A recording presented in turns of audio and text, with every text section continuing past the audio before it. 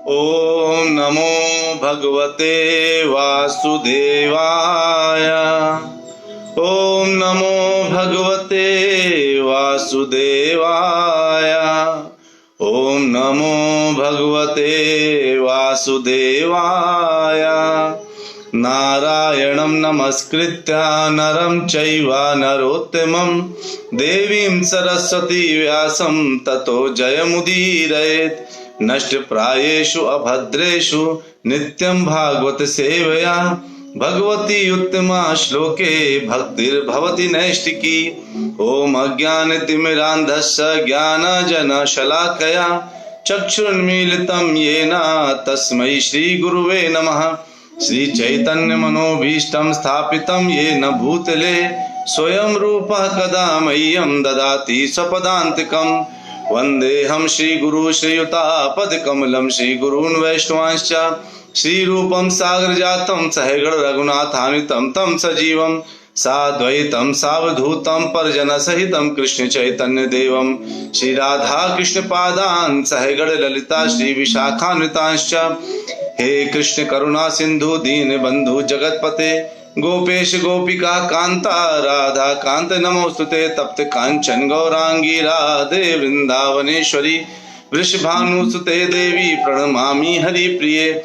वाञ्छाकल्पतरुभ्यश्च कृपा सिन्धुभ्येव च पतितानां पावनेभ्यो वैष्णवेभ्यो नमो नमः।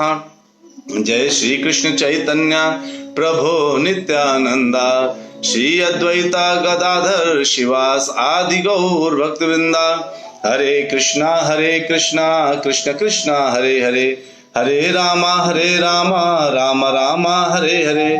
हरे कृष्णा कृष्ण कृष्णा हरे हरे हरे रामा राम राम हरे हरे।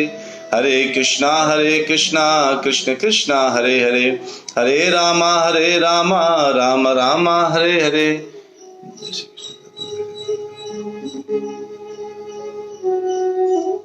हरे कृष्णा।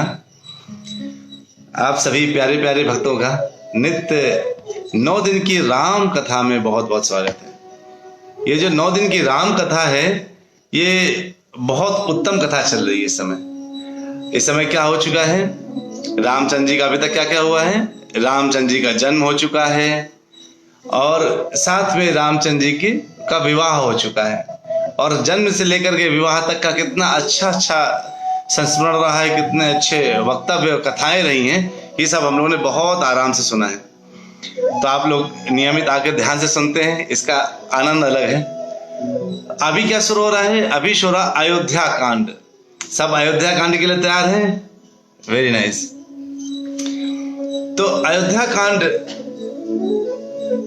एक्चुअली ये अयोध्या में घटित होने वाली घटना है, जो ऐसी घटना है जो कई लोगों को, कुछ लोगों को लग रहा था कि अच्छा है, कुछ लोगों को बुरा लगा। कुछ चीजें हुई हैं। क्या हुआ है, किस समय सरस्वती माता जी ने अपना कार्य किया, कब देवताओं ने ऊपर बैठ के अपना कार्य किया, कब क्या हुआ, ये सब हम लोग अभी देखेंगे।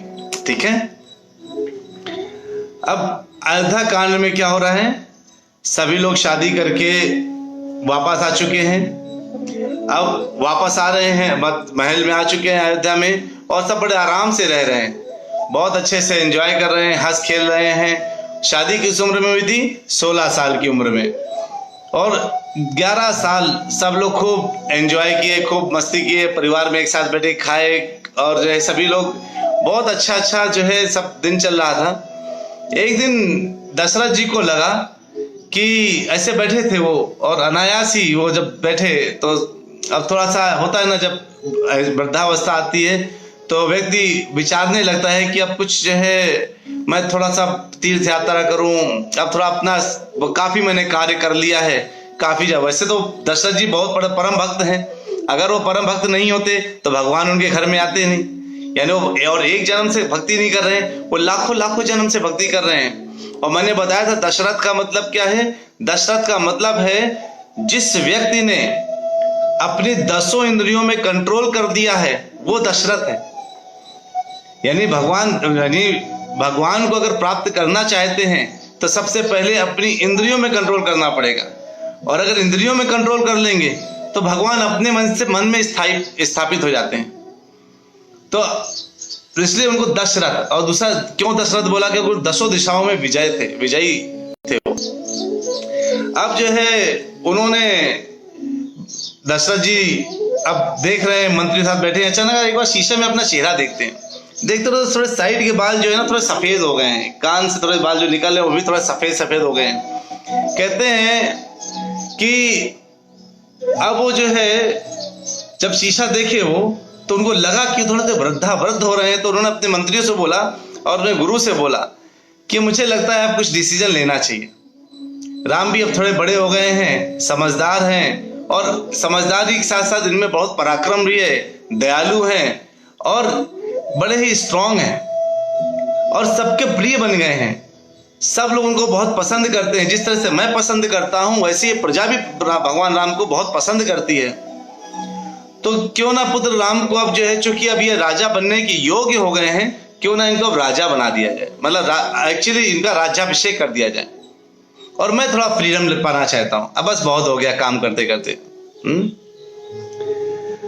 तो अब जो है वो ये सब विचार करने लगे। सब लोग बड़े खुश हुए, ये तो बहुत अच्छी बात है भाई। अच्छा, पहले क्या होता था, राजा का महल, राजा का जो राज दरबार है वो एक जगह है, सभी रानियों के महल अलग अलग होते थे। यानी कौशल्या का महल अलग, सुमित्रा का अलग, कैकेयी का अलग। वैसे जब रामचंद्र जी सीता जी शादी करके आए तो उनको एक अलग महल मिला। तो ये नहीं कि एक ही घर में सब लोग एक ही कमरे में रह रहे हैं, ऐसा नहीं था, अलग अलग महल थे। तो थोड़ा सा डिस्टेंस, अब महल का मतलब एक घर इधर तो दूसरा घर उधर, तीसरा घर उधर, ऐसे मान लीजिए। तो महल थे तो एक महल इधर, दूसरा महल, तीसरा महल, ऐसे करके महल थे वहां पर।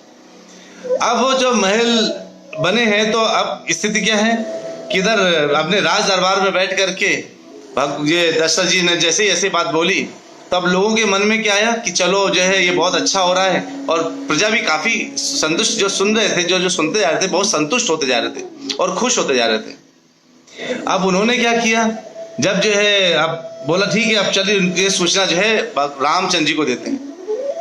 रामचंद्र जी को बुलाया, लक्ष्मण जी भी पीछे पीछे चले आए। देखिए पिताजी ने क्यों बुलाया है। तो पिताजी ने बोला कि देखो बेटा, अब मैं थोड़ा सा वृद्ध हो गया हूँ, थोड़ा थक गया हूँ, बहुत मैंने काम कर लिया है और मुझे ऐसा लग रहा है कि मेरे थोड़ा सा निवृत्त का समय, मैं थोड़ा सा शांत रहना चाहता हूँ। जैसे नहीं रिटायरमेंट, अब मैं रिटायरमेंट लेना चाहता हूँ। अब मैं चाहता हूँ कि जो है एक्चुअली तुम मेरे ज्येष्ठ पुत्र हो, तो तुम जो इस राज्य के कार्यभार को संभालो। रामचंद्र जी तो पिता की आज्ञा के बिल्कुल वसीभूत, जैसा आप बोलेंगे ना। ऐसा सुन करके उनको बहुत खुशी भी नहीं मिली कि अरे वाह मुझे तो राजा बना दिया जाएगा। ऐसा कोई खुशी की ऐसी बात नहीं हुई कि अरे वाह अब तो मैं राजा बन जाऊंगा, अब तो मैं जो है, ऐसा कुछ उनको फील नहीं हुआ। वो तो जो है उनके काम में पड़ा बस पिता की आज्ञा मानना है। यानी जो पुत्र सदैव पिता की आज्ञा माने, इसके लिए रामचंद्र जी ने ये रूप दिखाया। कई बार हम अपने पिता की अवज्ञा कर देते हैं, कहते हैं अरे वो आपका जमाना था या नया जमाना, आपको कुछ पता था तो है नहीं। पिता भी मन में सोचता है बेटा इतने से बड़ा इतना मैंने तुम्हें किया है, मुझे सब कुछ पता है, लेकिन वो भी मान जाता अपने बेटा की बात। ठीक है, आजकल पुत्र हर बात में अपने पिता को बताना चाहता है, समझाना चाहता है, कहता कि अब आप जो अरे ये गैप आ गया, अब हमारे जनरेशन गैप आ गया है, हम जनरेशन गैप में बात करते हैं। लेकिन रामचंद्र जी ने जनरेशन गैप की बात नहीं करी। आप कहाँ 60,000 साल पुराने और कहाँ मैं भी 27 साल का, आप क्या बात करें, थोड़ा और मुझे मस्ती करने दीजिए, एंजॉय करने दीजिए। 1-2 हजार साल काम करिए आप 1-2 हजार साल काम करिए, फिर मैं आता हूँ काम करने के लिए। ऐसा नहीं बोला उन्होंने, बोला इन्होंने कहा जी पिताजी जैसी आपकी आज्ञा। अब जब ये जो है तो रामचंद्र जी के साथ लक्ष्मण जी भी थे, उनको भी बड़ी प्रसन्नता मिली। और जो उनके दोस्त से जो सुना अरे ऐसा है, तो भाग करके जो दोस्त कहाँ गए पता है, दोस्त तुरंत कौशल्या के पास चले गए, कौशल्या माता जी के पास, और कहते हैं पता है रामचंद्र जी को राज्याभिषेक होगा और बहुत दिन नहीं होंगे, तुरंत, मतलब बोला है कि बस तुरंत ही कर दो, बहुत देर नहीं लगाना है। अब सोचिए, अब आपको जैसे मैं बिल्कुल, आप सब अपने आप को रामचंद्र जी समझिए थोड़ी देर के लिए, और मैं आपसे बोलूं आपको किसी ने बोला है कल आपको एक जो एप्पल कंपनी उसका मालिक बना दिया जाएगा ये तो आप कहेंगे अरे प्रभु जी बहुत बड़ी बात बोल दी। चलो मैं बोल देता हूँ, एक 10 करोड़ का घर है, उसकी चाबी कल आपको मिल जाने वाली है। बस ऐसे ही पता चल गया आपको कि कल पक्का मिलने वाला है। अब वो जो है, अब आपके मन में हृदय में आ गया, हाँ कल के दिन सुबह सुबह 10 बजे मेरे नाम आ जाएगा, मुझे डोनेशन मिल जाएगा एक बड़े बंगले का, 10 करोड़ का कीमत वाले बंगले का, और आप बड़े प्रसन्न मुद्रा में हो गए। अब उस 10 करोड़ को सोच सोच कर उससे कितने घर होंगे, कितने झरने लगे होंगे, 10 करोड़ का घर होगा तो बड़ा अच्छा खासा घर होगा। अब वो जो आप सोचने लगेंगे और रात भर आपको नींद भी नहीं आएगी। लेकिन इधर रामचंद्र जी के साथ ऐसा नहीं था। उनको तो पिताजी ने आदेश दिया और वो उसको सहज से स्वीकार कर लिए। फिर जो है, अब जब ये बोल करके दशरथ जी इधर विश्राम किए, रामचंद्र जी चले गए। अब जैसे ही दशरथ जी लेटते हैं, क्या होता है कि उनके ना अशुभ अशुभ स्वप्न आने लगते हैं। उनको लगता है कुछ तो गड़बड़ हो रही है, कुछ प्रॉब्लम हो रहा है जो मुझे पता नहीं चल रहा, क्या प्रॉब्लम हो रहा है। और उनको लगा कहीं ऐसा ना हो कि मैंने तो राज्याभिषेक के लिए बोल दिया, अब सबको पता चल गया है। अब जब ये बात पता चलती है तो आग की तरह फैल गई। जब आग की तरह फैल गई मतलब विदिन 1 आवर, 1 घंटे के अंदर पूरी प्रजा को पता चल गया। सब बिल्कुल खुश, आपस से बातें करें, अरे वाह हमारे प्यारे राम राज्याभिषेक होगा, राजा बनेंगे। बिल्कुल अंदर से सब खुश हो गए, आपस में वार्तालाप करने लगे और चर्चाएं चलने लगी हर जगह। और जब राम वापस जा रहे थे अपने महल की तरफ, तो जो है सब बोलने देखने लगे, रामचंद्र जी अब तो राजा बनेंगे, अब बहुत आनंद आएगा, ये है वो, ऐसे बात करने लगे। लोग भाव विभोर हो रहे थे भगवान राम के राज्याभिषेक के लिए, इतना प्यार करते थे उनको। तब उन्होंने क्या देखा, चूंकि राजा दशरथ कोई साधारण व्यक्ति तो है नहीं, ये बहुत बहुत ऊंचे व्यक्ति हैं। राजा दशरथ कोई साधारण व्यक्ति तो नहीं है, बहुत ऊंचे, तभी भगवान ने उनके यहाँ जन्म लिया है ना। उन्होंने महसूस किया कि लगता है मेरा सूर्य मंगल राहु सब बिल्कुल भारी हो गया है। उनको ऐसा लगने लगा और कुछ गड़बड़ हो रही थी। गड़बड़ होने के पहले ही मुझे क्या करना चाहिए, राज्याभिषेक कर देना चाहिए। इमीडिएट बेसिस पे रामचंद्र जी को बुलाया। उन्होंने बोला मैं चाहता हूं कल के कल तुम्हारा राज्याभिषेक हो जाए, इसलिए तुम आज रात भर भी तैयारी कर डालो। अब हम भरत और शत्रुघ्न के आने का इंतजार नहीं करेंगे। सोचिए अब कल के दिन राज्याभिषेक होना है। और इधर जो है जब होने लगा तो हर जगह बिल्कुल लोग तालियां बजाने लगे, लोग जो है गाना गा रहे हैं, भजन करने लगे, राम की तारीफ करने लगे, हर जगह दीपक जलने लगे। बहुत कुछ लोग, एक दिन पहले से सारी जनता उत्साह मनाने लगी, जितनी प्रजा थी सब उत्साह मनाने लगे। अब ये सब तो उत्साह मना रहे थे, लेकिन एक व्यक्ति थी, एक बंदी थी जिसका नाम है मंथरा। मंथरा जो है खड़ी हुई महल के ऊपर से देख रही थी, सब बड़ा उत्साहित होने क्या हो गया। और वो कुबड़ी थी, कहा जाता है कुबड़ी कानो बौने और लंगड़ो, ऐसे कुछ बोला जाता है कि ये लोग जो है कई बार प्रिय बात नहीं करते, लगते प्रिय है लेकिन कई बार बात नहीं करते, ऐसे बोला जाता है। तो जो है लेकिन ये मंथरा कुबड़ी थी और मंथरा दहेज में आई थी कैकेयी के साथ। कैकेयी महाराज ने, कैकेयी के पिताजी ने उनके साथ भेज दिया था, जाओ तुम दासी थी वो। और कैकेयी को बहुत पसंद थी, बहुत सेवा करती थी, तो इसलिए बड़ी थी तो कैकेयी बहुत रिस्पेक्ट भी करती थी और जो है इसके साथ आ गई थी। लेकिन मंथरा वास्तव में कौन थी पता है? वास्तव में मंथरा एक अप्सरा थी, स्वर्ग लोक की अप्सरा, बहुत सुंदर अप्सरा। उसको केवल इस कार्य में सपोर्ट करने के लिए भेजा गया था। तो कई बार हम लोग क्या सोचते हैं कि हमारे साथ जो घटना घट रही है, भगवान मेरे साथ क्यों, मेरे साथ ऐसा क्यों हो रहा है, हम ऐसी घटना सोचते हैं। लेकिन ये सब किसी ना किसी प्रारब्ध की वजह से हो रहा है। हमें आपको इसमें बहुत दुखी होने की जरूरत नहीं है, क्योंकि जो हो रहा है वही हो, जो हो रहा है वो होना था। आपने ऐसा कर दिया इसलिए ऐसा हो गया। कहते हैं जब काल जो है आया करता था पहले, तो लोग डर के भागते थे काल से और को बहुत गाली देते थे काल को। देखो ये काल आया कि आप तो खा जाएगा किसी को, काल खा जाएगा। काल ने भगवान से बोला है, भगवान मैं जब भी जाता हूं तो लोग इतना दुखी हो जाते हैं, कहते हैं कि मुझे लोग गाली सुनाते हैं, सब मुझे कहते हैं कुछ ऐसा करिए जिससे मैं सबका ह्रास भी करता रहूं, सबको खाता भी रहूं और लोग मुझे बुरा भी ना माने, मुझे लोग कुछ बोले ही नहीं। अब जो है भगवान ने कहा ठीक है, हम एक ऐसा काम करेंगे कि हर कार्य के पीछे कारण लगा देंगे। मतलब अगर कोई मृत्यु हुई, बताओ उसका हार्ट अटैक आ गया, हार्ट अटैक से मर गया, काल आ गया नहीं बोलेगा कोई। अगर कोई किसी का चोरी हो गई, बताओ उसका नसीब देखो, चोरी हो गई, चोर वो ताला खुला छोड़ गए या कमजोर ताला लगा गए इसलिए चोरी हो गई। एक्सीडेंट की वजह से मर गया, मतलब एक्सीडेंट नहीं जाता हो तो नहीं मरता। ऐसा होता है क्या कि नहीं जाता तो नहीं मरता? जिसका समय आ गया उसको तो जाना ही है, उसको कोई रोक नहीं सकता। लेकिन काल ने तो सोच रखा है कि मुझे इसको लेके जाना है अपने साथ, लेकिन काल के पीछे ले जाने के पीछे कारण जोड़ दिया गया है, और उस कारण की वजह से लोग काल को पहचान नहीं पा रहे, और हमेशा किसको देते हैं, उस कारण को बताते हैं कि हाँ इस कारण, और काल को भूल गए। और यही कारण है कि इस समय कलयुग में काल को भूल जाने की वजह से लोग अपने आप को अमर मानने लगते हैं। सामने व्यक्ति जा रहा है, कंधा देख आते, राम नाम सत्य है, राम नाम सत्य है। किसको सुना रहे हो राम नाम सत्य है? जो मर गया उसको सुना रहे हो? नहीं, जो मृत्यु को प्राप्त कर गया उसका तो राम नाम सत्य है वो तो चला गया, लेकिन राम का नाम तो हमेशा से सत्य है। और ये किसको बोला जा रहा है? जितने लोग सुन रहे हैं कि देख लो इसकी मृत्यु होगी, तुम्हारी भी मृत्यु होगी, आज सुधर जाओ कि राम का नाम ही सत्य है, बाकी सब कुछ असत्य है दुनिया में।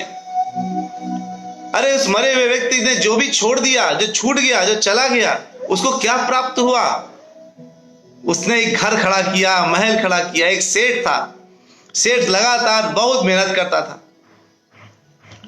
एक बार जो है उससे किसी संत ने आगे बोला, हे सेठ, तुम बहुत मेहनत करते हो, तुम थोड़ा बहुत जो है काम वाम, थोड़ा भगवान की भक्ति किया करो, दिन रात मेहनत करते हो।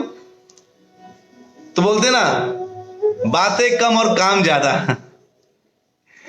बातें कम मतलब गर्दभ लोग देखिए बातें नहीं करते, काम करते रहते, जो गर्दभ होते हैं। आपने कभी गधों को देखा है? बिल्कुल बोझ लाते रहते, बातें नहीं करते, चलते रहते, काम करते रहते हैं। तो बातें कम और काम ज्यादा कॉन्सेप्ट सबने सुना होगा। ऐसे ही वो सेठ बातें कम करता था, काम ज्यादा करता था, दिन रात काम करता था। अपने पुत्र और इन सबको इतना प्यार करता था कि उनके लिए दिन भर काम करके एक बार उसकी अचानक मृत्यु हुई। मृत्यु होकर के जो है उससे बोला गया कि भाई तुम्हारे पास दो ऑप्शन है, वापस आना चाहते हो कि स्वर्ग जाना चाहते हो? तुमने काम बहुत किया है, लेकिन हमेशा सत्कर्म किए, तुमने कभी बुरा नहीं किया, तो तुम्हारे लिए स्वर्ग का रास्ता खुला है। कि मैं वापस आना चाहता हूँ, मैं अपने पुत्रों से बहुत प्यार करता हूँ। कह लेंगे वापस आने की एक शर्त है कि तुम्हें वापस यहीं पे आओगे, आसपास रहोगे, लेकिन तुमको इंसान का रूप नहीं मिलेगा। क्या ठीक है, किसी भी रूप में मुझे मेरे पुत्रों के आसपास रहना है। उसको क्या बना दिया? बकरी के रूप में भेज दिया, बस सिखाने के लिए। अब वो बकरी के रूप में गया तो जो अनाज गेहूं वगैरह का बिजनेस करता था वो गेहूं पड़ा था, और वो गया सोचने से जा रहे ये मेरे पुत्र हैं। अब वो घुसा चला गया अपने पुत्र से मिलने के लिए। अब पुत्रों ने क्या किया? एक डंडा मारा, भागो, कहां घुसे चले आ रहा है ये बकरी, मारो इसको। उसको बड़ा दुख, मेरे ही पुत्र मुझे मार रहे हैं। वो फिर देखा अनाज पड़ा था, अरे मेरा अनाज, उसे भूख लगी, मेरा ही तो अनाज है, जाके खाने लगा। उसको बांध करके लड़कों ने मारा और वो कांप गया। ये कथा ये है कि हम कुछ भी कर रहे हैं, अगर हमारे सेंटर में अगर हमने राम को भूल गए हैं तो हम सब कुछ भूल गए। अब इधर जो है उनको जब देखा मंथरा ने, सब बड़े खुश हैं, उसके अंदर कलमा चाहे, वो कौन है? स्वर्ग की अप्सरा है। और वो अप्सरा नीचे किस लिए आई है? इस राम के इस काज को पूरा करने के लिए। क्योंकि अगर वो नहीं समझाती, क्योंकि अभी तक कैकेयी को पता नहीं है, अभी केवल कौशल्या को पता चला है। आती है, तुम सो रही हो, कैकेयी से बोलते, तुम सो रही हो? अरे कानों में रुई डाल रखी है क्या? तुम्हें पता है तुम्हारे साथ पीछे, तुम्हारे पीठ पीछे क्या हो रहा है? तुम्हें पता चला है कि कितना बड़ा छल छत में गेम चल रहा है तुम्हारे पीछे? कुछ आइडिया है तुम्हें? अब सुनिए, दो तरह के लोग हमारे साथ जुड़ते हैं। एक होते हैं जो होते हैं भक्त, एक होते हैं अभक्त। एक होते हैं जो हमें हमेशा लगातार सपोर्ट करते हैं आगे बढ़ने के लिए, और एक होते हैं हमें ज्ञान देते हैं लोगों से टकराने के लिए। इधर क्या है? कुबड़ी जो मंत्रा है वो क्या कर रही है? कैकेयी को भड़काने का काम कर रही है, जो राम के खिलाफ ले जा रहा है। हमें उनका परित्याग तुरंत कर देना चाहिए। जो हमें भगवान के खिलाफ ले जाए उसे तुरंत परित्याग कर दीजिए, और जो हमें भगवान के साथ ले जाए उसका हाथ पकड़ लीजिए, पैर पकड़ लीजिए, चिपक जाइए उससे, भैया मुझे लेके चलो आगे, क्योंकि मुझे पता है मैं भले ना अकेले जा पाऊं लेकिन तुम जरूर जाओगे। तो जो है अब वो जो ये बोलती है, मंत्रा ने बोलना शुरू किया, और वो कैकेयी बोलती है, अरे तुमने इतनी अच्छी सूचना दी कि रामचंद्र जी का राज्याभिषेक हो रहा है, मेरे पुत्र राम का, अरे लो मणि ले लो। मैंने हार उधार देने लगी। सोची कैकेयी कितना प्यार करती थी राम को, यानी आपके हृदय में राम के प्रति बहुत प्रेम होगा लेकिन जब ये आसपास भौतिक के लोग आएंगे ना, आपका कान भरेंगे, तो राम के प्रति प्रेम छूट के मूवी के प्रति प्रेम हो जाएगा। अब जो है इधर कैकेयी का कान भर रहे हैं और उसका हृदय में जो है कैकेयी को क्या आया कि वाह कितने आनंद की बात है, मेरा पुत्र राम राजा बनेगा। बहुत खुश हुई।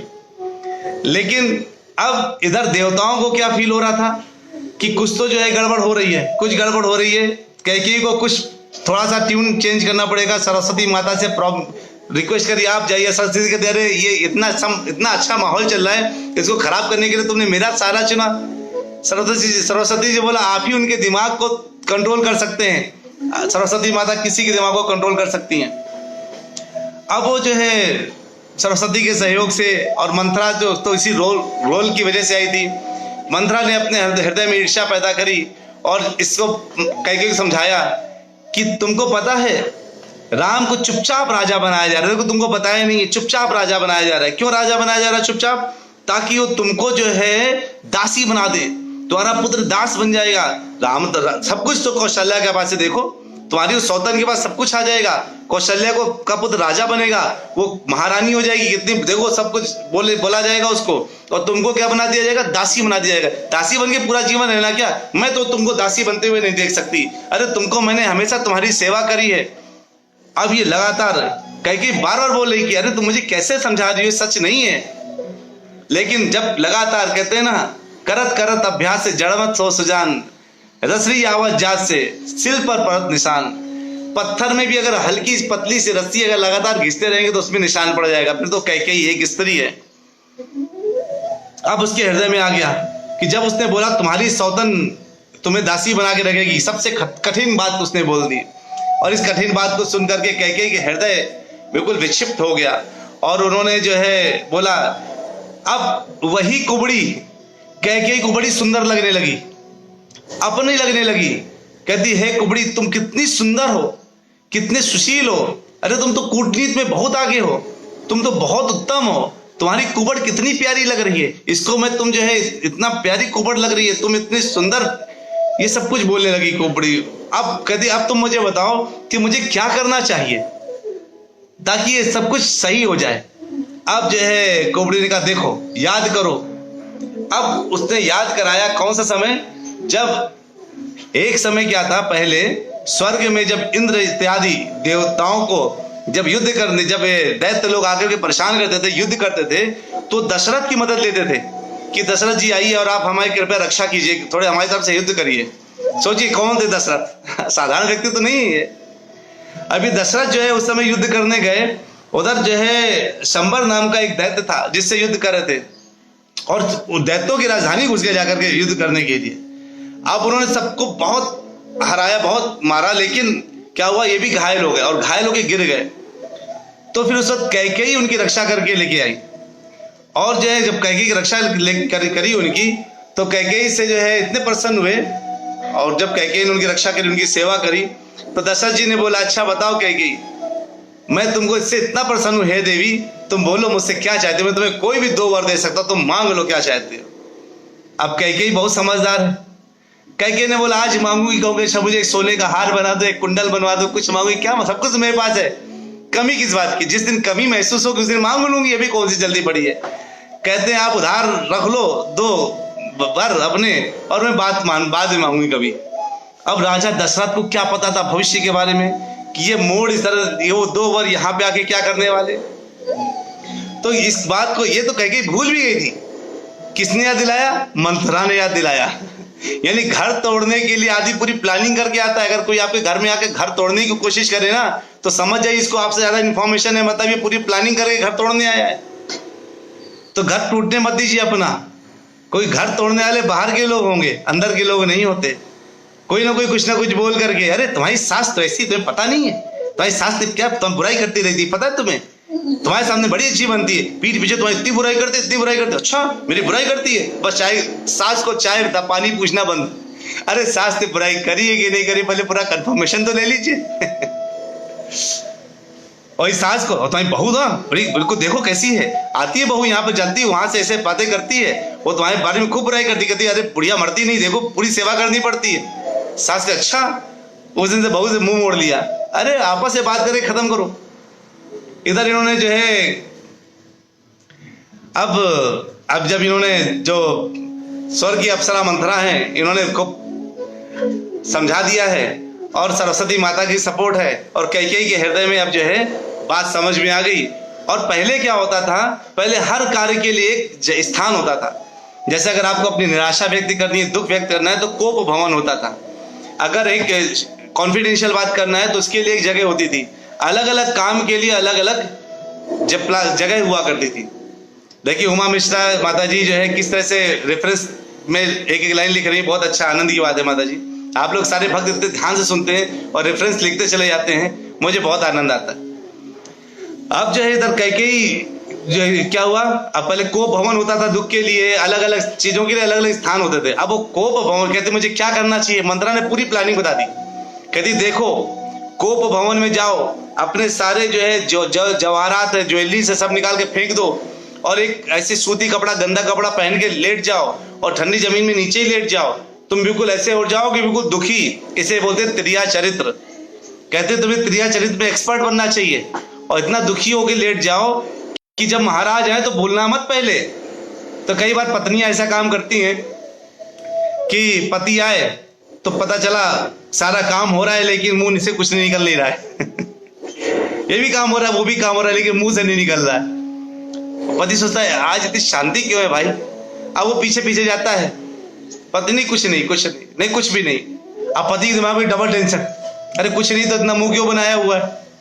अब वो मुंह बना बना के पत्नियां जो है वो पति पीछे पीछे, पत्नी आगे आगे। और बाद में अचानक पत्नी का जब मुंह खुलता है तो पति का हृदय टूट जाता है। इससे अच्छा कहता है इससे तो देखता ही नहीं मुंह ऐसे दशरथ जी थे।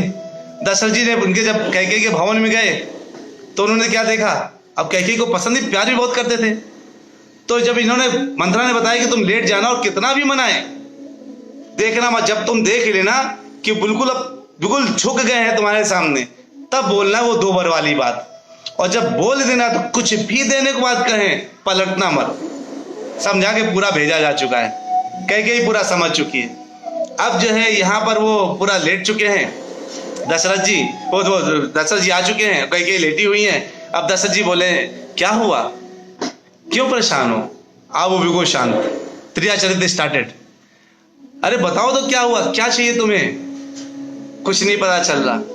अब वो लगातार पूछ रहे हैं उनके हृदय में और कहते हैं अरे तुम मुझसे बोलो, किसी ने तुम्हारा अपमान किया है, किसी ने कुछ किया, कुछ तो बताओ।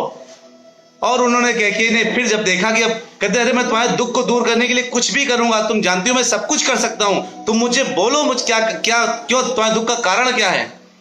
अब जब कैकेयी ने देखा कि अब बिल्कुल ये द्रवित हो चुके हैं, अब ये मेरे से हटेंगे नहीं पीछे, तब उन्होंने जो है बोला कि आप मेरे पीठ पीछे बहुत कुछ कर रहे हैं।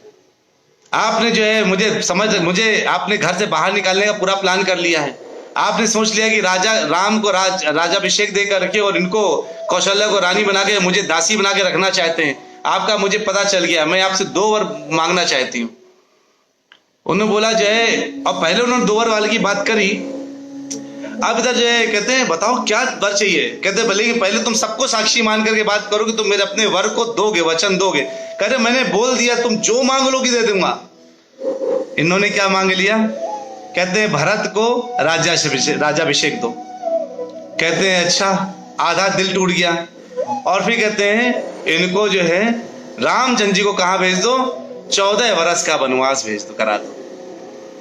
ये सुनते ही जैसे हार्ट अटैक पड़ना होता है ना, तो फर्स्ट लेवल का हार्ट अटैक दशरथ जी को पड़ गया। हृदय में जो है ऐसा आघात पहुंचा कि सुनते ही मूर्छित हो गए। क्या, क्योंकि अब वचन दे दिया है, निभाना भी पड़ेगा। हृदय विक्षिप्त हो ही गया है, टुकड़े टुकड़े हो गए हृदय के, और उनको फर्स्ट लेवल का हार्ट अटैक आ गया। और जब उस हार्ट अटैक से बाहर निकले तो उन्होंने देखा कि जो है ये कैकेयी ऐसा क्यों बोल रही हो, तुम मुझसे कुछ और मांग लो। लेकिन अब ये सोचिए इस काउंटिंग में 14 वर्ष ही क्यों थे, क्योंकि जो 14 वर्ष का टाइम था ना, ये टाइम बहुत जरूरी काउंट था। किसके लिए, आप जानते हैं मेघनाद। मेघनाद एक ऐसा व्यक्तित्व है जो व्यक्तित्व साधारण आदमियों से मरने वाला नहीं था। वो एक ऐसे व्यक्ति से मरने वाला था जो 14 साल ना सोया हो जिसने अपने इंद्रियों में पूरा कंट्रोल करके रखा हो, जिसने कभी भी पूरे मतलब इवन दो गृहस्थ हैं, देखो लक्ष्मण गृहस्थ हैं, लेकिन गृहस्थ के बाद पूरा तब भी उन्होंने कैसा किया, पूरा ब्रह्मचारिता का पालन किया, ब्रह्मचारी रहे हो ऐसा व्यक्ति ही ब्रह्म को मेघनाथ को मार सकता था। अब ऐसा व्यक्ति और संख्या में 14 वर्ष जिसने ऐसा काम किया, तो ये जो पूरे नंबर जो प्लानिंग थी, ये साधारण प्लानिंग नहीं थी। कैकेयी के मुंह से 14 वर्ष, भाई वो 2 वर्ष भी बोल सकते थे, 6 महीना बोल सकती थी कि भाई 6 महीना के लिए बाहर रखो, और एक बार जो है जब 6 महीने के लिए बाहर चले जाएंगे तो भरत का भोगा हुआ राज्य को तो ना ले लेंगे वापस आकर के। भाई जिस राज्य को भरत ने भोग लिया है उस राज्य को फिर राम क्यों लेंगे? छोटे भाई ने अगर ले लिया एक बार, ये नियम है, तो नहीं ले सकते थे। तो लेकिन उन्होंने 14 वर्ष मांगे, उसका 14 वर्ष का यही बहुत बड़ा कारण था। तो ये सब कुछ हो रहा था किसकी वजह से? समय की वजह से। यानी सब कुछ हो रहा था रावण के खत्म, यानी टारगेट कौन था? रावण। और लेकिन अपराधी कौन दिख रहा था? कैकेयी।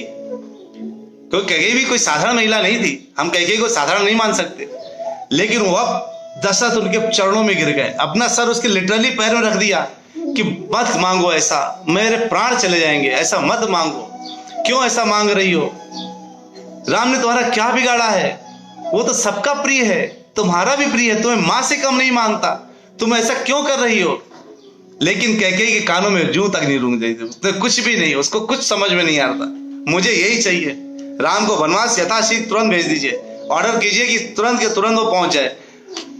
अब स्थिति सोचिए, अब ये दशरथ जी लगातार मूर्छित हो रहे हैं, बहुत दुखी हो रहे हैं, बहुत परेशान हो रहे हैं, और उनको परेशानी इस बात की और हो रही है कि मैंने राजा रामचंद्र जी को वचन दे दिया है कि तुम्हारा राज्याभिषेक होगा, और मैं उनको बहुत प्यार भी करते हैं, और उनसे मैं कौन से मुंह से बोलूंगा तुम जंगल चले जाओ? ये कौन से मुंह से बोलूंगा? वो इस धर्म संकट में पड़ गए कि उनको समझ नहीं आ रहा था मुझे क्या करना चाहिए।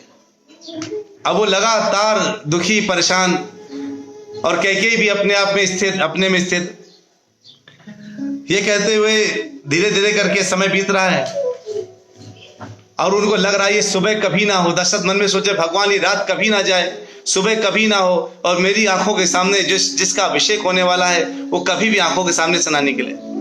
लेकिन मजबूरी थी, रामचंद्र जी को बुलाना भी जरूरी था, क्योंकि अगर अभी नहीं बोलेंगे तो भी मुश्किल है। अब जो है रामचंद्र जी को बुलाया गया।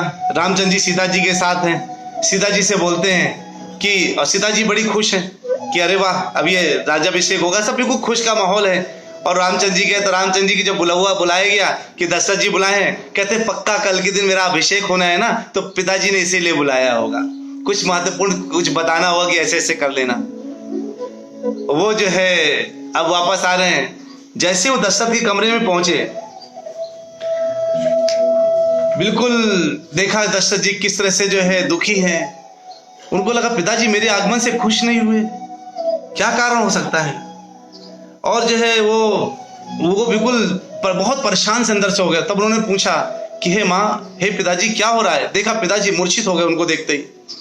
कैकेयी से पूछा कि क्या चल रहा है, अब जो है कैसे, क्या हो गया पिताजी को अचानक इतना दुख कैसे आ गया? तो कैकेयी ने बोला कि देखिए बेटा पुत्र राम, पिताजी को 2 वचन देने हैं, वो 2 वचन मैंने मांग लिए हैं, अब वो नहीं दे पा रहे हैं, लेकिन तुम चाहोगे तो दे सकते हैं। अगर तुम वचन दो कि तुमको, अगर मैं तुम्हें वचन बता सकती हूँ कौन से 2 वचन है, लेकिन तुम वचन दो कि तुम पिता की आज्ञा का पालन करोगे। ऐसे फंसा रही।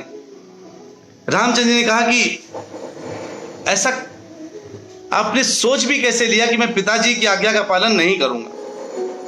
पिताजी मुझसे बोल दें तो मैं अपने आप को अग्नि समाधि भी दे सकता हूं, जल समाधि दे सकता हूं, मैं कुछ भी कर सकता हूं, लेकिन पिताजी मुझे एक बार बोले तो।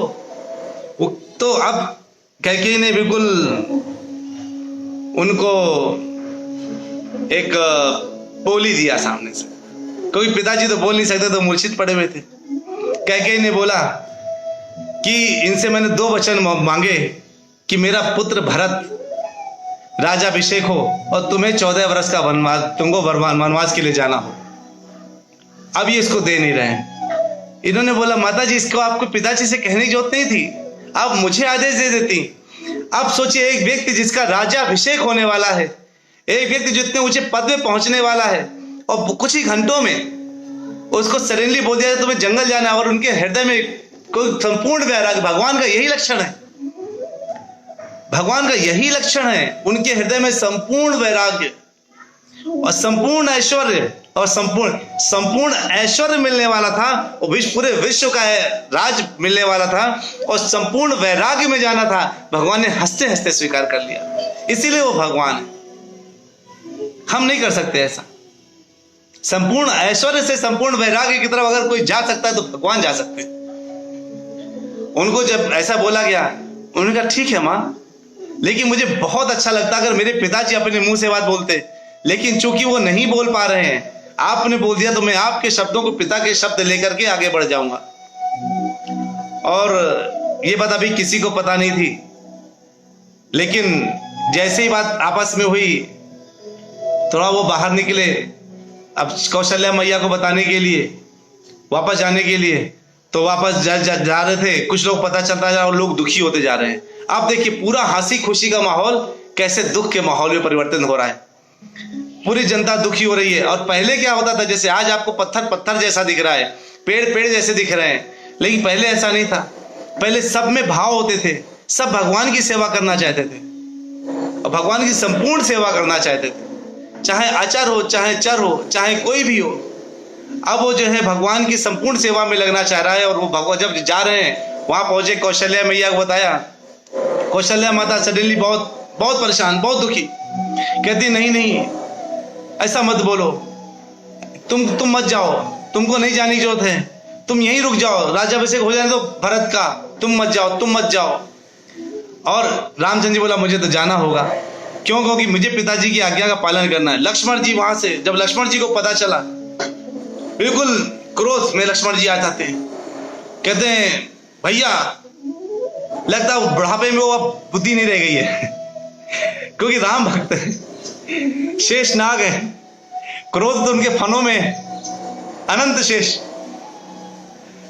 बुद्धि नहीं रह गई है। उनको लग रहा है कि जो है आपको ऐसे निकाल करके वो खुश हो जाएंगे, अभी हम आक्रमण करके उनको कैद कर लेते हैं, और आप तुरंत ही जो है उनको बंदी बना लीजिए और आप राजा बनिए, कोई नहीं बोलेगा, सब आपके सपोर्ट में है, मैं 1 सेकंड में पूरी अयोध्या को खत्म कर दूंगा।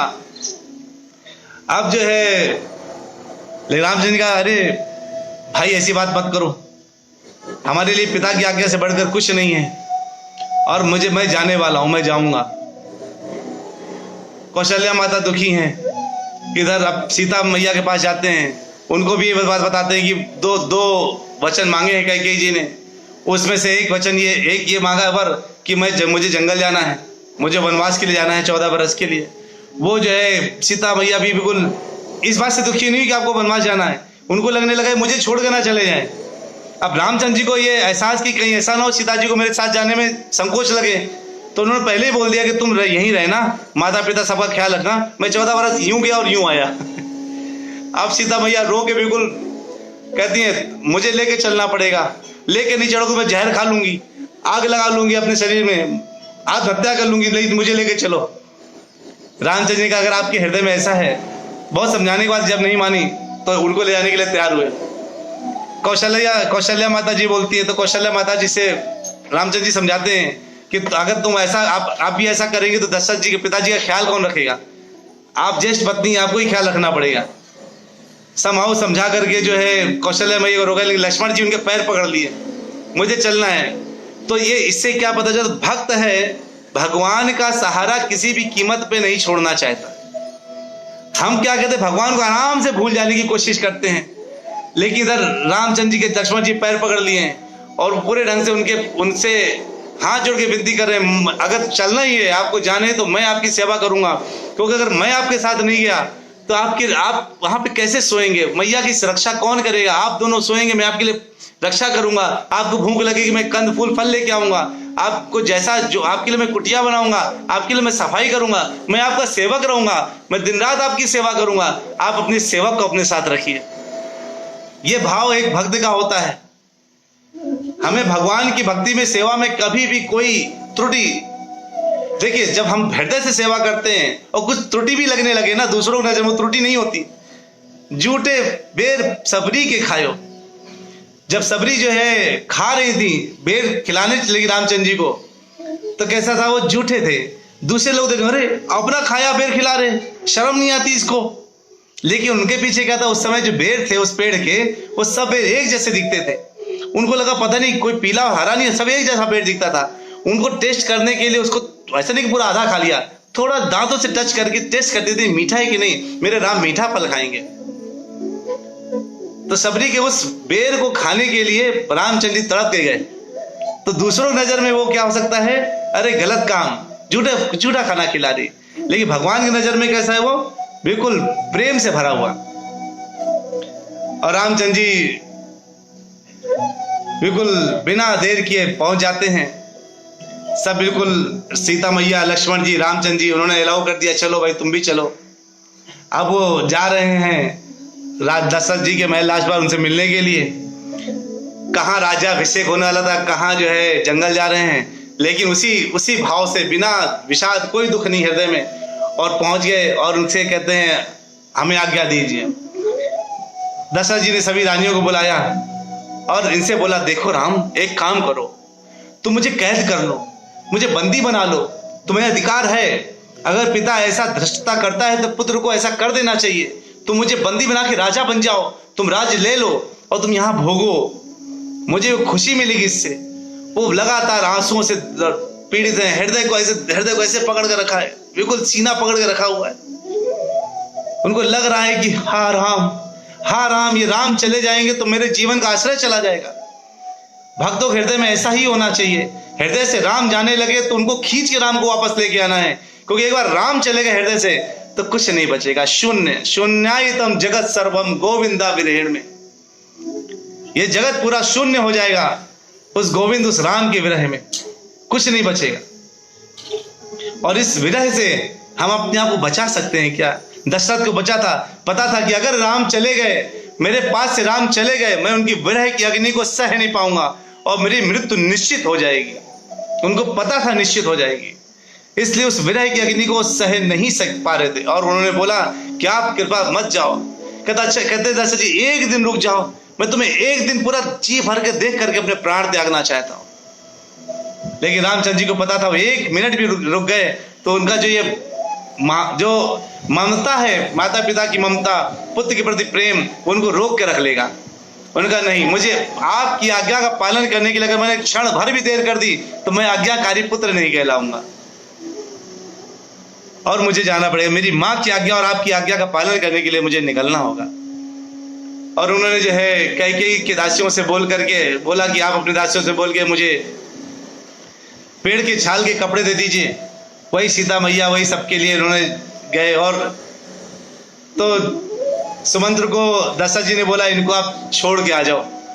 अब सब देखने लगे बाहर, जैसे हम लोग छोड़ने जाते हैं बाहर तक, मेहमान आता है कोई, ऐसे दशरथ जी, सब रानियां, सभी लोग, पूरे लोग बाहर तक देखने आए, रथ में बैठे और जैसे जाने लगे, जैसे जैसे वो जा रहे थे वैसे वैसे इनका हृदय बैठा जा रहा था। और जब अंत में देखा कि वो जब रथ चल रहा है, उससे जाते हुए जो धूल उड़ रही है और धूल के साथ रथ भी गायब हो गया, धूल भी बैठ गई, भगवान इधर दशरथ जी का हृदय बैठ गया, वो मूर्छित हो गए। और थोड़ी चेतना आने पर कहते हैं, कैकेयी, मैंने तुझे आज से त्याग दिया है, आज से मैं तेरा चेहरा भी नहीं देखूंगा।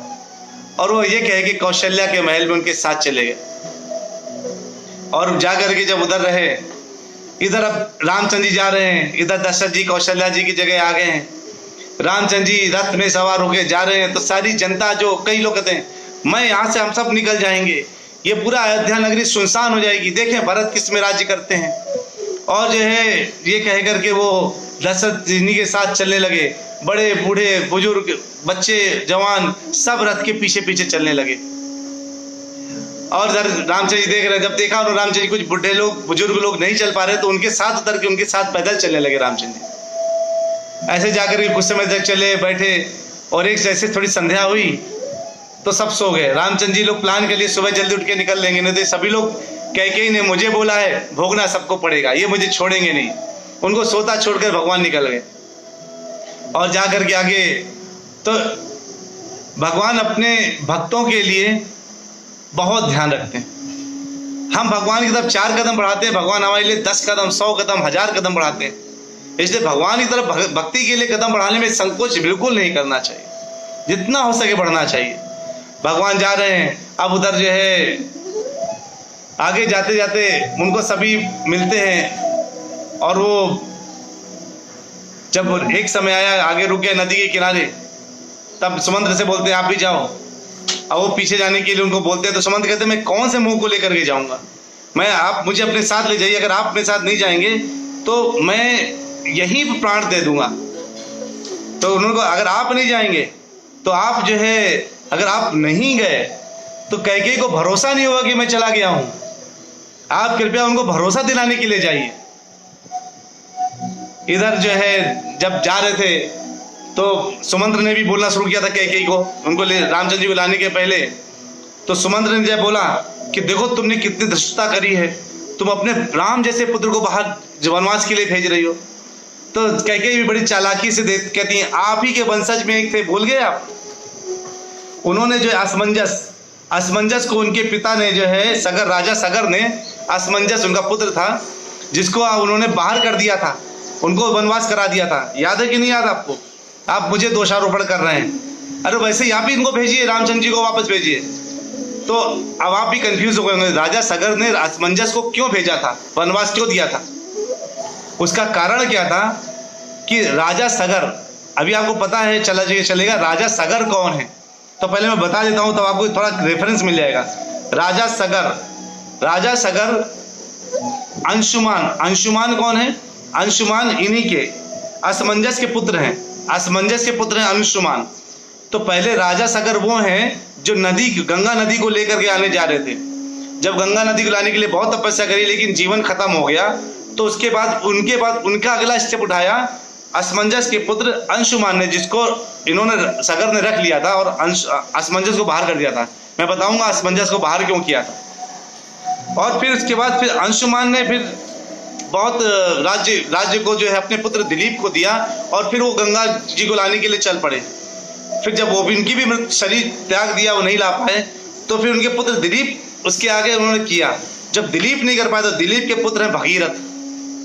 अब भगीरथ 1000 साल तक ब्रह्मा जी की उपासना करी, और जब उनसे पूजा करी तब वामन देव के रूप में भगवान आए, तो उनका अंगूठा कहाँ कारण सागर में लगा, वहां से गंगा नदी निकली। उनका इतना तेज प्रवाह था कि शिव जी की फिर भक्ति करी इन्होंने, और तब जाकर के शिव जी ने अपने जटाओं में गंगा जी को धारण किया और एक लटा छोटी सी छोड़ दी, वो जो नदी के रूप में हमारी बहती है। बाकी सारी जो है शिव जी, सोचिए, जहर को गले में पिटा लिया, गंगा को सर में रख लिया, सांप को यहाँ लटका लिया। शिव जी नहीं हो तो कितना मुश्किल काम हो जाए। सारे ये काम वही करते हैं। अब जो है, तब राजा सगर की 2 पत्नियां थी, एक थी केशिनी और एक थी सुमति। इन दोनों के कोई पुत्र नहीं था। तो भृगु ऋषि की तपस्या करी उन्हें वन में जाकर के, तो भृगु ऋषि उनको आशीर्वाद दिया कि एक को 1 पुत्र होगा और दूसरी रानी को 60,000 पुत्र होंगे। तो कौन क्या पुत्र रखना चाहता है? तो केशिनी ने बोला कि मैं 1 पुत्र रखूंगी, और सुमित्रा ने बोला मैं 60,000 पुत्र को रख सकती हूँ। तो उन्होंने जो है केशिनी के पास असमंजस का जन्म हुआ, और इधर सुमित्रा को एक तरबूज जैसा है कुछ बाहर आया, मांस का पिंड। उसको जब खोला गया तो उसके अंदर 60,000 बीज थे। उन बीजों को तेल में अलग अलग डाल करके मटके में रखा गया ताकि वो पूरे पुत्र सुरक्षित रहें। तो जैसे वो पुत्र बड़े होते थे, असमंजस उनमें से एक पुत्र को लेकर जाता था, नदी में डुबो देता था, और जब डूब रहा होता तो उसको बड़ी हंसी खुशी मिलती थी, हंसता था वो। अब जो है ये बात पता चली राजा सगर को, अरे मेरा पुत्र ऐसा कर रहा है। तो क्या होता है, जो राजा का पुत्र है अगर यही काम बाहर वाला करता है मान लो, तो उसको फांसी सजा मिल जाती है। लेकिन अगर राजा को ग्रह से त्याग भगा दिया जाए, उसको घर से बाहर कर दिया जाए, तो उसको फांसी की सजा के बराबर सजा मानी जाती है। तो उनको बिल्कुल वनवास दिला दिया गया। ये बात कैकेयी याद दिला रही थी कि देखो सगर ने ऐसा किया। तो कहते हैं कहाँ असमंजस, कहाँ राजा राम, कहाँ भगवान राम, आप इन दोनों में कोई भी तुलना कर सकती हैं क्या? अब जो है वो चलते रहे, तब गंगा तट के किनारे ये बोल रहे हैं कि नहीं आप बने रहो, आप मुझे छोड़ देंगे तो मैं वापस कौन से मुंह से जाऊंगा। रामचंद्र जी बोले नहीं आप नहीं जाएंगे, तुमको विश्वास कैसे होगा कि कैकेयी को मैं यहाँ पर चला आया हूँ। और ऐसे कह करके थोड़ा सा गंगा नदी को क्रॉस करके जाते हैं, और जा करके वो फिर सोचते हैं अब कहीं कुछ मुझे मिले, तो वो भरद्वाज मुनि के ऋषि भरद्वाज मुनि के क्या पहुंच जाते हैं। भरद्वाज मुनि कहते हैं मैंने जब से मुझे पता चला है कि आप वनवास के लिए निकले हैं, मुझे पता था आप यहाँ पे आएंगे। कहते हैं पूरा आश्रम आपके लिए ओपन है, आप इस पूरे आश्रम का कहीं कैसे भी इस्तेमाल करिए, और मेरे जितने शिष्य हैं ये सब आपको बहुत सेवा करेंगे, आपको 14 वर्ष कब निकल जाएंगे पता भी नहीं चलेगा। तो भगवान राम कहते हैं देखिए बहुत नजदीक आपका, इतना आप ऋषि हैं और आपने इतना बढ़िया हमें मौका दिया है, इससे बढ़िया उत्तम हमारे लिए कुछ भी नहीं है, लेकिन हम ऐसा रह नहीं सकते, क्योंकि मुझे अगर यहाँ रहूँगा तो कहाँ रहना पड़ेगा, सभी लोग मेरे पास आते जाते रहेंगे। और ये सुर कहकर कहते हैं मुझे जो है कहाँ जाना है, कुछ ऐसी जगह बताइए जहाँ जा करके मैं आराम से रहूँ और वहाँ पर कोई मुझे जान भी ना पाए। अब जो है इन्होंने बोला ठीक है, यहाँ से 60 मील दूर चित्रकूट है, आप चित्रकूट जा करके रहिए। आप भगवान चित्रकूट के लिए जाते हैं, और जब वहाँ पहुँचते देखते हैं वाह कितना बढ़िया, वहाँ पर जो है इतना बढ़िया पेड़ पौधे कंदमूल फल खाने पूरे सब चीज़ की व्यवस्था है। और वहाँ वाल्मीकि मुनि ने उनको बोला कि आप यहाँ आराम से रहिए, और उन्होंने लक्ष्मण को आदेश दिया कि लक्ष्मण यहीं कुटिया बनाते हैं। लक्ष्मण जी हर चीज़ में एक्सपर्ट, जो भक्त होता है ना, भक्त वो दक्ष बोला जाता है, दक्ष भक्त हर चीज़ में दक्ष होता है, वो गाने में दक्ष होता है, कथा करने में दक्ष होता है, वो हर चीज़ में दक्ष होता है, नाचने में दक्ष होता है। वो दक्षता पहले नहीं होती, लेकिन वो दक्षता बाद में आ जाती है, बड़े आराम से भक्त सारे कार्य कर सकता है। तो भक्त जो है लक्ष्मण जी भक्त हैं, सेवक हैं, और उन्होंने इमीडिएटली बेसिस पे कुटिया बना दी, और राम एक अच्छी सुंदर सी कुटिया बनाई, जिस कुटिया में जो है फिर बाद में उसको बुलाकर उसे पूजा इत्यादि करवाया, गृह प्रवेश करवाया। वहाँ तो खूब ब्राह्मण है, और ब्राह्मण उनसे गृह प्रवेश करवा करके वहाँ पर वो सबको प्रभु राम जब एंट्री मारे तो कहते हाँ वो अयोध्या भूल गए, उस कुटिया में एंट्री मारने के बाद अयोध्या भूल गए।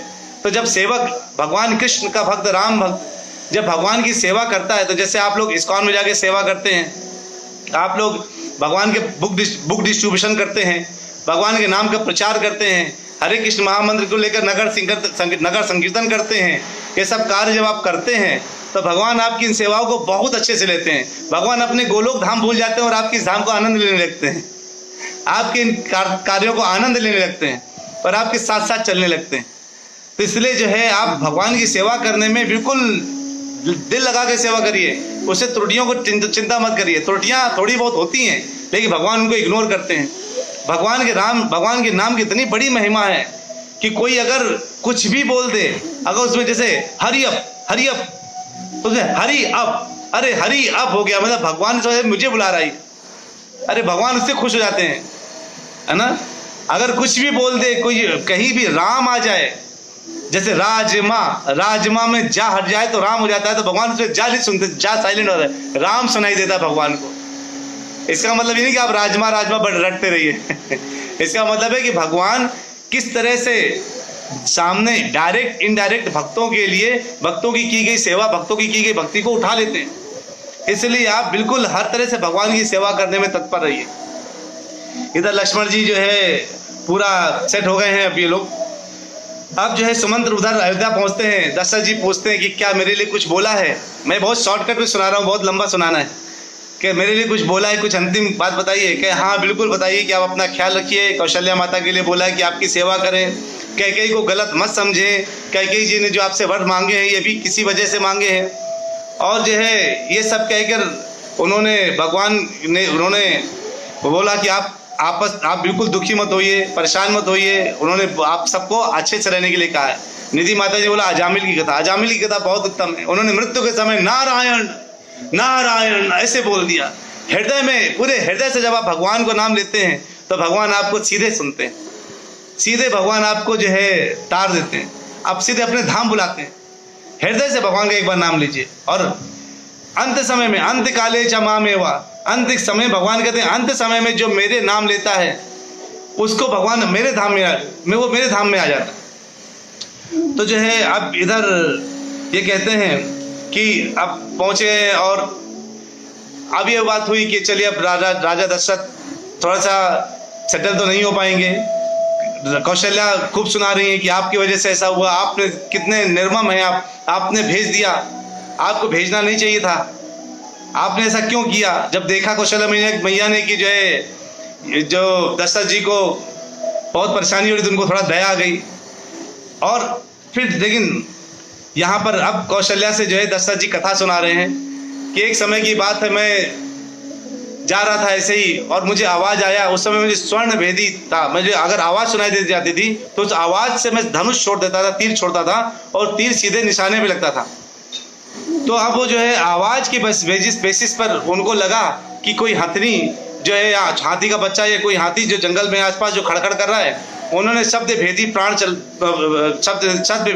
भेदी तीर चला दिया और जैसे बाण चलाया तो वो सीधे जो है सीधे जाकर के भेदता हुआ एक पुत्र के लगा और जिसका नाम था श्रवण कुमार। वो चीखने लगा, जैसे चीखने लगा तो उसको मैंने गया तो कहता मेरे हृदय से तीर को निकाल लीजिए। उनको पता था अगर हृदय से तीर निकाल दिए तो तुरंत मृत्यु हो जाएगी। कहते हैं मृत्यु से मत डरिए, तीर निकाल लीजिए, बस मेरे माता पिता बैठे हैं उनका ख्याल रखिएगा। उन्होंने जैसे सब वो बाण को निकाला, उसकी मृत्यु हो गई और माता पिता के पास जाकर के बोले कि धोखे से मेरे हाथों से आपके बेटे की मृत्यु हो गई है। ऐसा ऐसा पूरी उन्होंने सच कथा सुना दी। तो उन्होंने जो माता पिता हैं श्रवण कुमार के, उन्होंने बोला कि अगर मैं आपको तुरंत, अगर आपने झूठ बोल दिया होता तो मैं आपको तुरंत श्राप दे देता, आपकी तुरंत मृत्यु हो जाती, लेकिन मैं आपको श्राप नहीं दूंगा, मुझे मेरे पुत्र के पास ले चलिए।